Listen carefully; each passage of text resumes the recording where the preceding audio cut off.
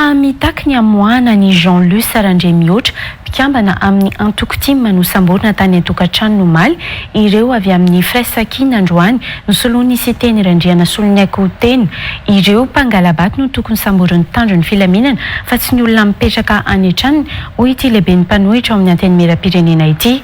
Ny hariva teo no niatrika ny fanadihadiana azy Jean-Luc Sarandre mihoatra araka ny fanampim-baovao azy tatrizay entiny totorabe fatra Andre Ravesatra.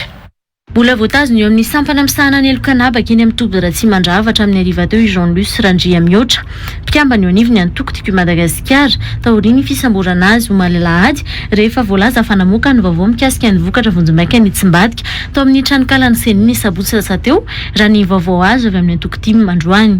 Tsy mihidy anatin'ny selula ity mpikambana ao anatin'ny Antoko ity fa tazomina anaty birao raha nambarandreo avy amin'ny Antoko-Tima. Efa nisy mpisolo vava manaraka akaiky ny raharaha ho ny sekretera jeneral'ny Tima Androany teny Belair. Tonga tao izay tsy navelan'ny tsofoka na niresaka tamin'ny akory ary.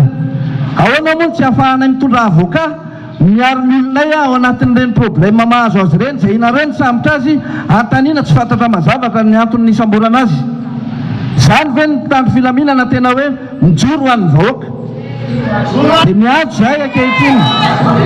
Aoka isika mivaha samy tompona andraikitra eto amin'ny firenena manana andraikitrareo manana fahefana izay koa nomeny ny vahoaka fahefana aleo mba samy ijoro amin'ny fahefana nametrahany vahoaka azy mba tena isian'ny filaminana eto amin'ny firenena. Takina tsy misy fiapetra noho izany amoahana ny Jean-Luc Sarandre mihoatra ho ihany koa sy teny Randriana Solonyaiko. Ireo mpangalabato ireo no tena tokony samborina hoy izy fa tsy olona tsy nanao na inona na inona. Ho antsika gendarme mba miantso anareo izahay mbola tsisy avy aty amin'ny fanoherana mpikorotana ty fitondrany ty ka mangataka izahay androany avoahinareo inamanay nisamborina iny tokona fitondrana.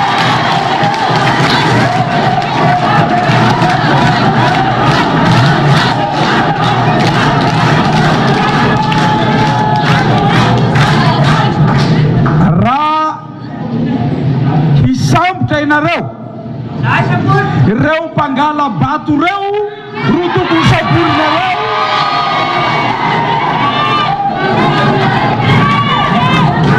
fa tsy olona mipetraka any anaty tokantrano tsy nanao ninina fa betsaka ireo mpangala bato tamin'ny bureau de vote nanerana ny Madagasikara tompolatovako reo ro saborinareo fa tsy ny